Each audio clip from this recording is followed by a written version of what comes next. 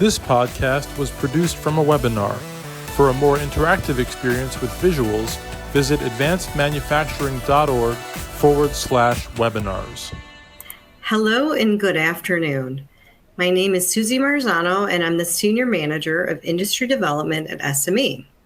Welcome to the webinar titled Innovations in Manufacturing Education. This webinar is brought to you by SME's Manufacturing Letters Journal and the Accreditation and Education Committee of SME. And now I'd like to introduce the agenda and speakers for today.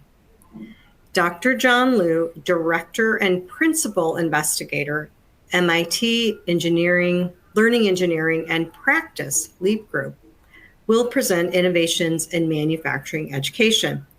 Dr. John Irwin, Professor and Chair at Michigan Technological University, and Dr. Ismail Fadan, Professor of Engineering Technology and Director of the university's Makerspace at Tennessee Tech University, will present the 4 pillars of manufacturing knowledge. Thank you for joining us today, Dr. Liu, Dr. Irwin, and Dr. Fadan. Let's get started. Thank you so much, Susie, for that gracious introduction. So excited to be here and to be sharing about an initiative that I think all of us are very excited to share about, which is that Manufacturing Letters is issuing a special issue focused on manufacturing education, which is really the topic of our hour today. So I am the executive guest editor. I'm joined by Dr. Ismail Fadan from Tennessee, and also Dr. Peter Zink, who is head of education and academic partnerships at PTC. Lane Mears, who is a professor at Clemson University, is the editor-in-chief for Manufacturing Letters writ large. All right, so let's dig in. So Manufacturing Letters, I think this audience is well familiar. It's really focused on, one, online letters, but rapid publications that are short, right? So that you can capture close to kind of in a very short timescale, capture innovations that are happening within the year or within the timescale of a few months. And so that's why Manufacturing Letters tries very hard to have a short turnaround so that these recent innovations can be captured. And I'm going to start specifically on manufacturing education just by showing some larger picture kind of nationwide data. So this here, what I'm showing is this is engineers set by sectors. And what you're seeing here is that by far, the manufacturing sector employs engineers much more than any other sector: engineering services, government, R&D, construction, et cetera, et cetera. This is, by the way, data that's parsed out by the Bureau of Labor Statistics. And then one kind of large issue that many of us are concerned about, especially manufacturing firms, companies in this sector, is that Bureau of Labor Statistics also currently estimates that around 25% of the workforce is 55 and above, meaning there's going to be a large impending retirement. It's starting now, but we'll be seeing the effects of that in the next decade. And in fact, even in this recent survey, within the network of the Manufacturing Institute, this institute releases national surveys like asking these kinds of questions. Hey, within your firm in particular, what percentage of your current workforce is estimated to be 55 years of age and older? And you can see there's quite a large percentage of folks who are reporting 25%, 10 to 19, 20 to 29, 30 to 39. A huge percentage of these companies are going to be wrestling with this issue. And so perhaps you're connected with industry partners yourself. You might also be engaged in these kinds of conversations that people are really kind of freaked out about losing their 65-year-old or 70-year-old. And so if you ask further, what is it that you're concerned about? A lot of arguments around numbers, but you'll notice here that that's actually even not the top concern.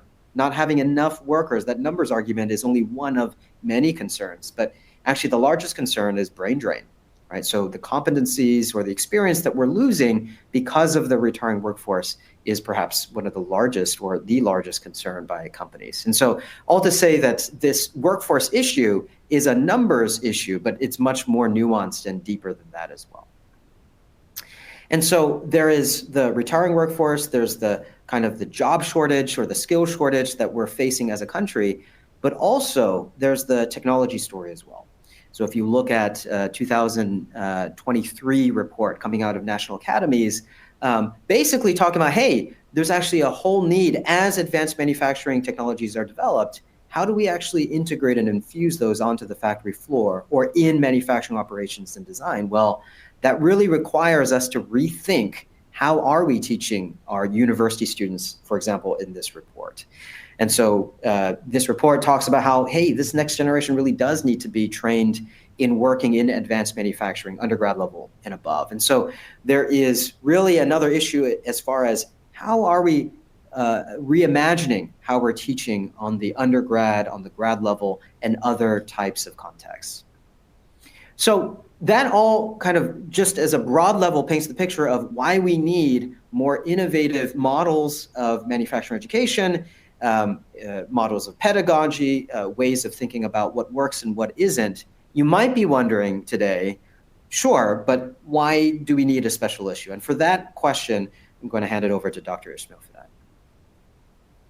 Thank you, John. When you look at the market, I mean the conferences, proceedings, and journals, you'll see quite a bit of publications talking about the best practices or innovations of chemical engineering, electrical engineering, industrial engineering, mechanical engineering. The publishers like ASWE, the publishers like Vale and Springer, they have quite a bit of journals disseminating the whole things going on around the world. And with a simple Google search, you can go ahead and see that. Like ASWE has a solid journal for years and years, chemical engineering educations. The ones in the field can read and learn the latest trends and technologies going on. Or a doctoral student or a graduate student can, or a faculty member can go ahead and publish what's they're doing lately or what others doing, can read and learn. When we look at the manufacturing engineering, we are basically in two proceedings. One is the ASWE's manufacturing division, usually 30 papers per year at the annual conferences.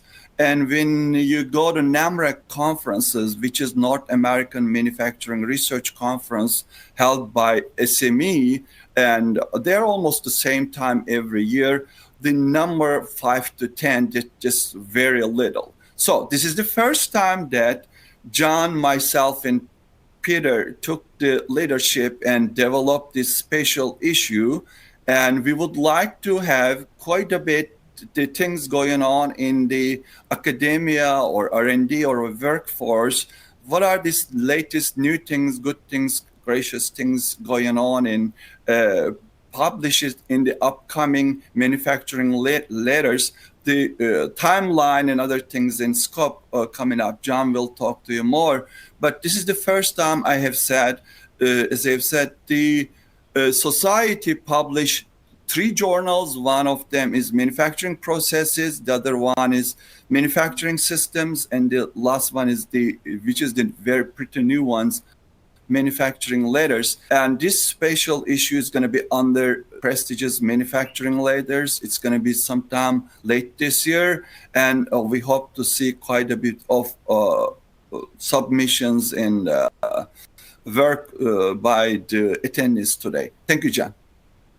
Thank you.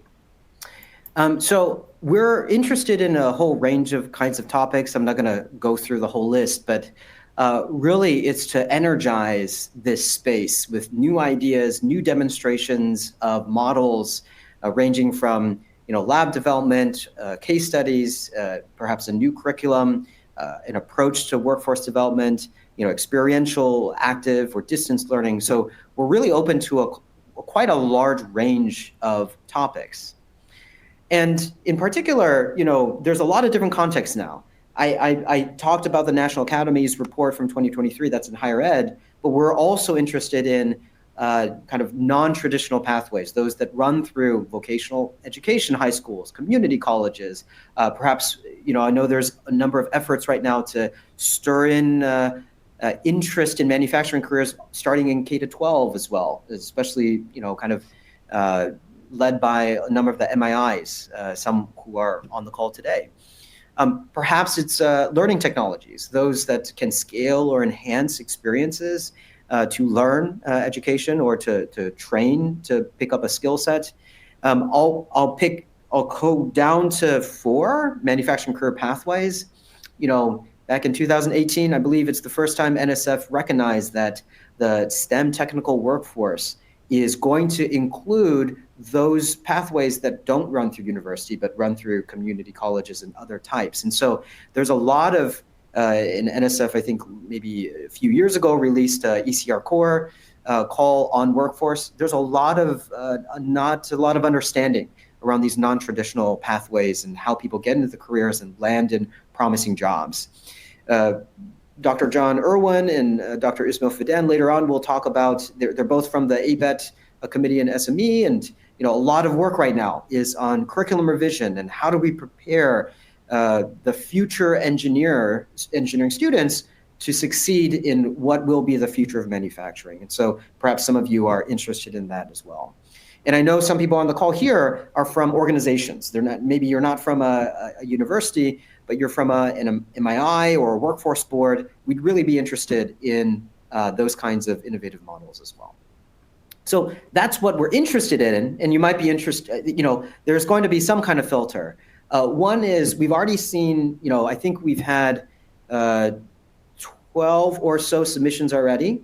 And so in the submissions, I just want to comment on some of the ways that we would say, these are papers that aren't within scope. So we might see we've already seen some papers that are general about STEM education, maybe even engineering education, but there's not a specific focus on manufacturing in particular.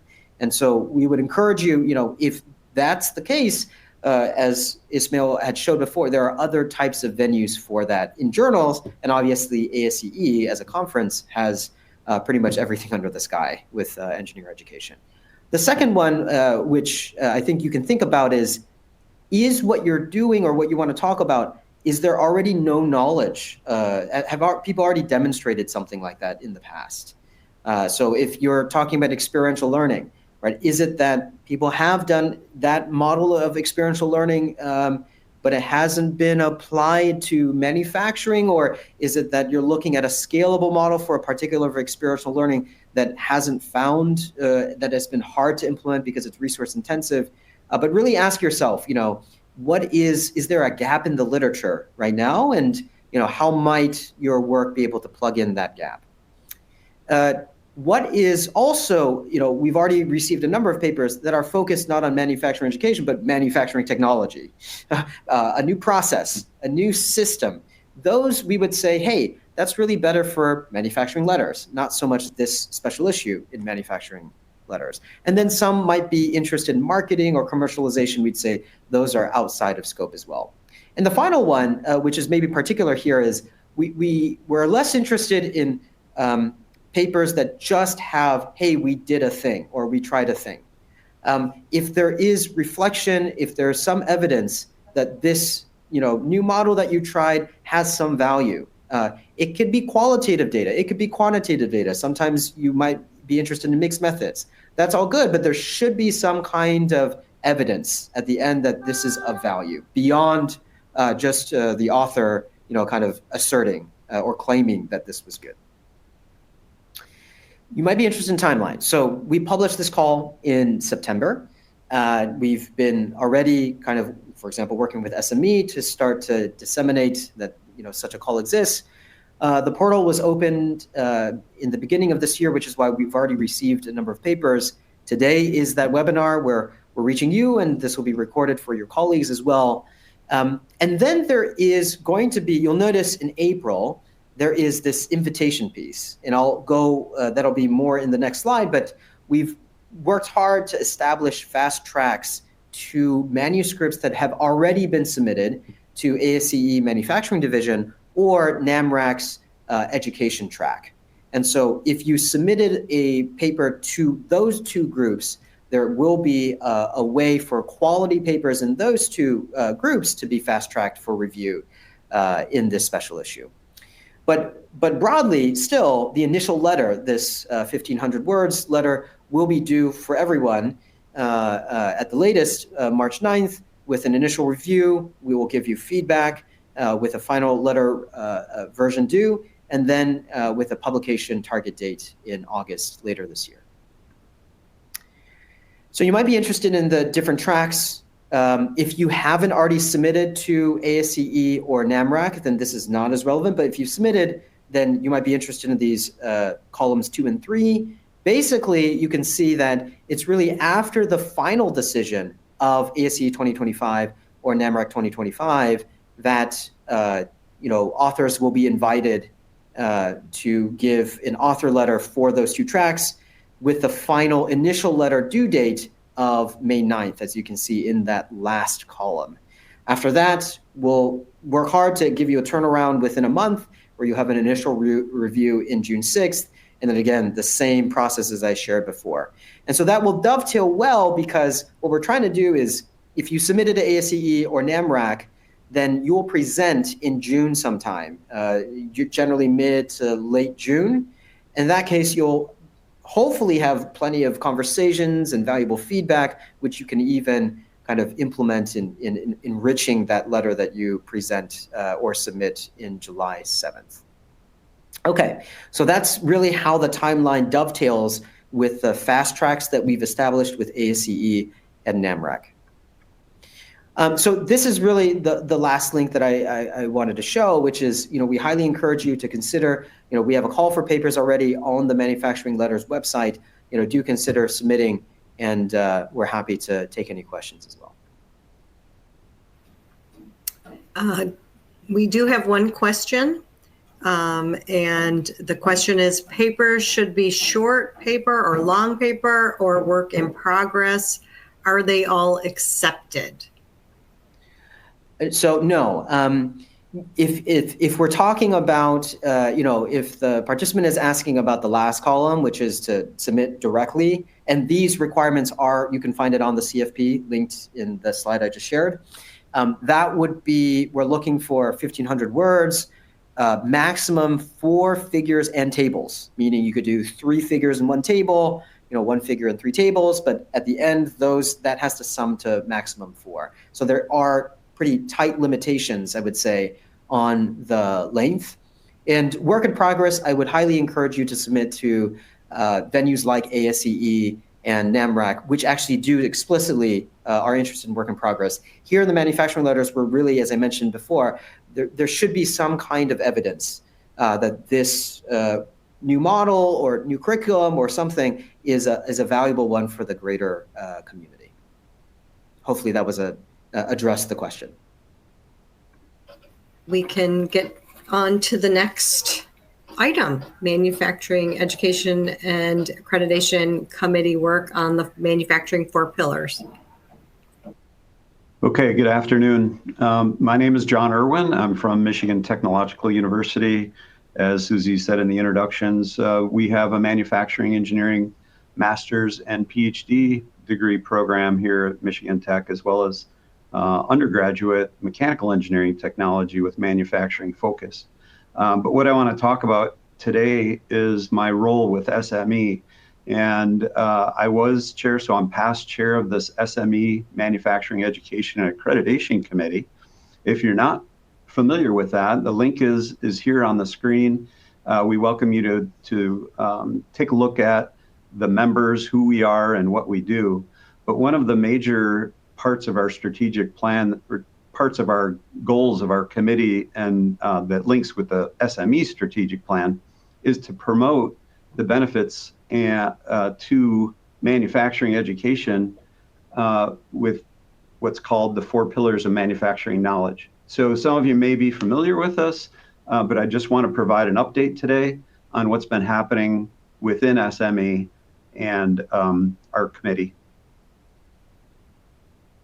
Okay, so you may be familiar with the original 4 pillars, which is shown in the image that I have up on the screen. And that was developed in 2011 and published on a white paper in 2012. So a decade ago, and it's some of the items within the different blocks of knowledge have become a little outdated. And so, some of those authors I just want to give credit to that originally developed this, like Bob Mott, Hugh Jack, Ron Bennett, Mark Stratton with SME, Steve Wendell, and more, to be accredited with the original depiction that you see here. Basically 4 pillars, there's 4 columns in this along with the foundation skills.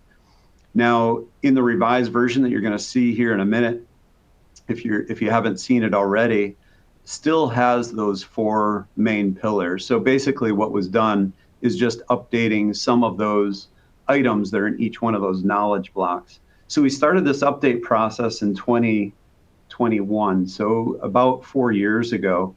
And now it's been disseminated within this past year. And what happened was each one of these 12 blocks were taken a look at by surveying industry experts in manufacturing. And so the tie-in to this earlier presentation is to be able to implement looking at these 4 pillars in what you're doing within manufacturing education might be a way that you want to talk about this or refer to some of the papers that have been written. So in the last couple of years, in 2022 and in 2024, presentations were given at ASEE annual conference. So those 2 papers are out there. So some of the new authors that have been in this process of updating are myself, Susie Marzano with SME, Michael Johnson, Neil Littell, Jae-Wen Wang, and Ismail Faidan, who's here on the call. And so what basically happened back in 2021 was we surveyed 350 manufacturing experts. When I say we, it's SME sent this out. And what resulted from that was a long list of topics that were provided by those from that survey of which one of those topics should be changed, updated, new things added, or things deleted. And so after that, basically the committee, along with bringing this to different conferences and getting expert opinion and feedback, came up with the new 4 pillars, which you're going to see in the next slide.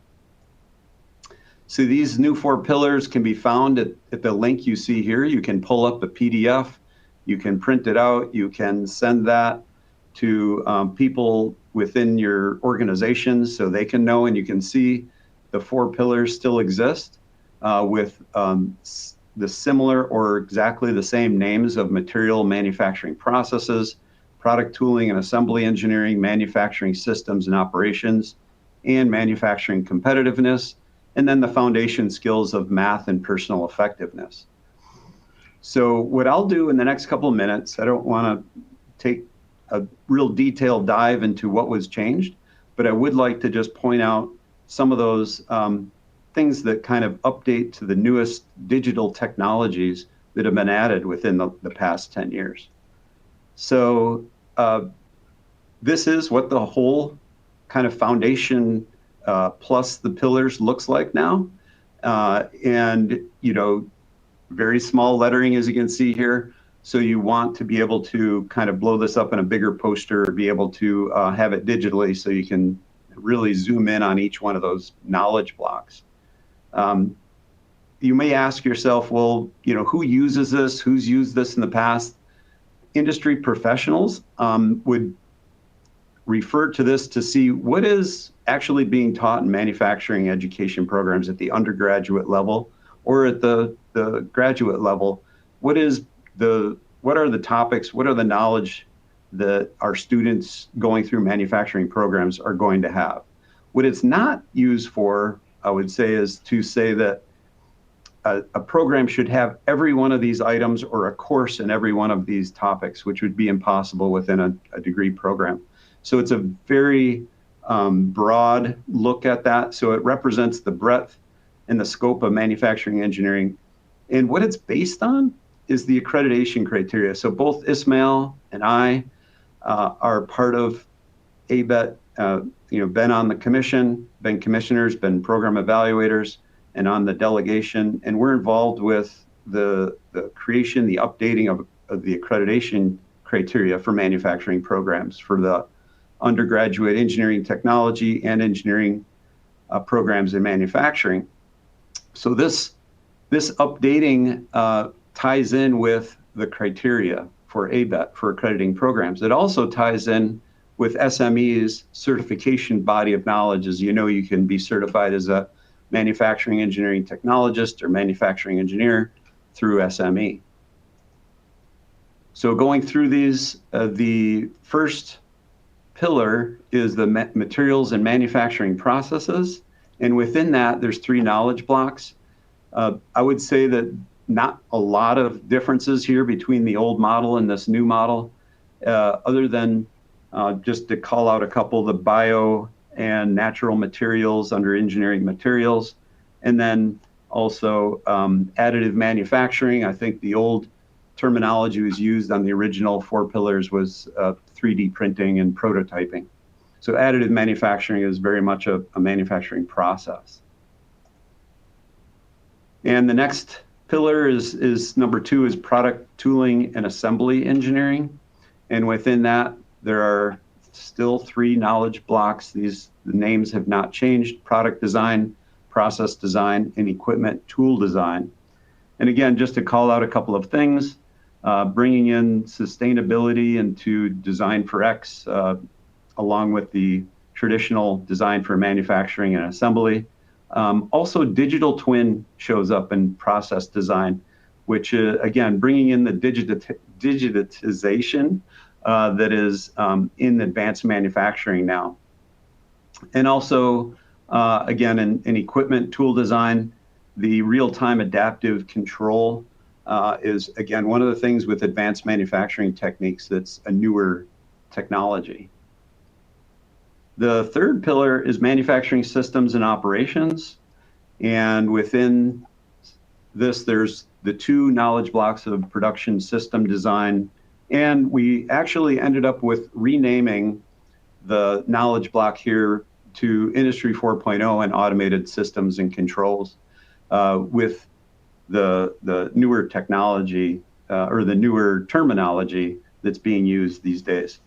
And so within these 2, bringing in human factors into part of the production system design is a newer addition. And then also Industry 4.0 having things like the IoT and AI, of course, artificial intelligence and machine learning, which didn't exist in the older 4 pillars.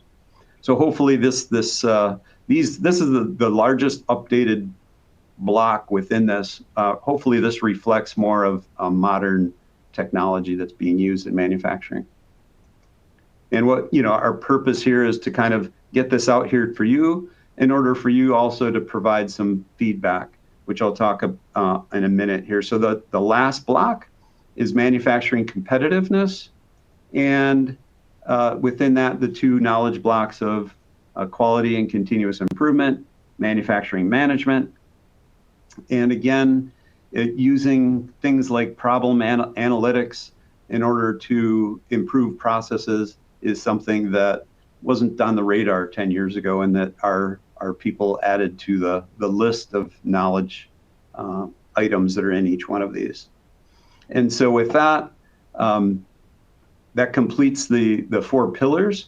What we'd like you to do is right here in the question answer period, or if you take a look at the 4 pillars, this is a living document for SME.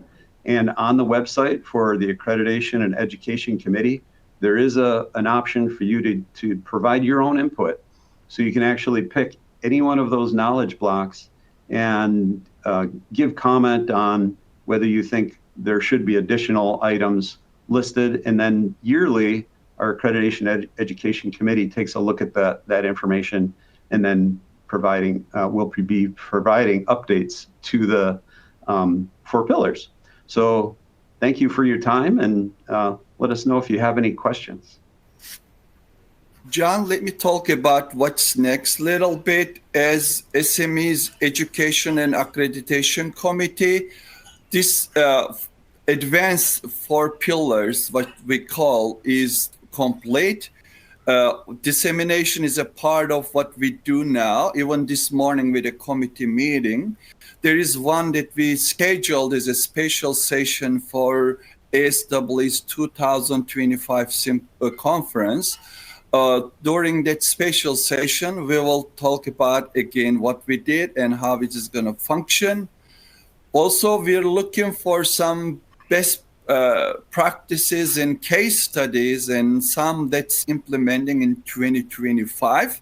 The plan is whoever done some good implementation, especially the fall 2025, we will be able to share their best practices 2026.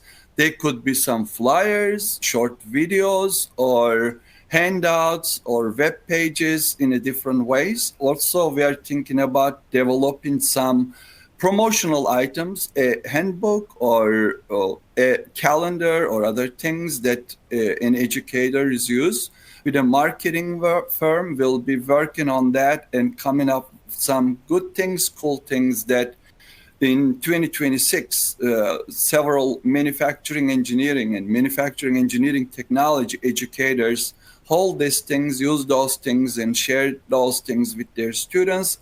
Those are some plans for the summer and the fall, but anybody has an interest, they can directly communicate to Susie or me or John, and we will be happy to get back to you and share. Even Susie came up with several SME produced printouts and marketing flyers and posters. We'll be able to mail those out to you so that you can use it in your labs and classrooms. Thank you. All right. I'd like to thank everyone for joining us today. I'd also specifically like to call out Dr. John Liu, Dr. John Irwin, and Dr. Ismail Fadan for spearheading this webinar, as well as spearheading the manufacturing 4 pillars and the call for papers for manufacturing letters. This is first annual, and hopefully we continue with this. This is fantastic. We are excited about the outcomes, and we'll definitely be disseminating this information more broadly. So thank you very much for joining us this afternoon. Have a great afternoon, everyone. Thank you.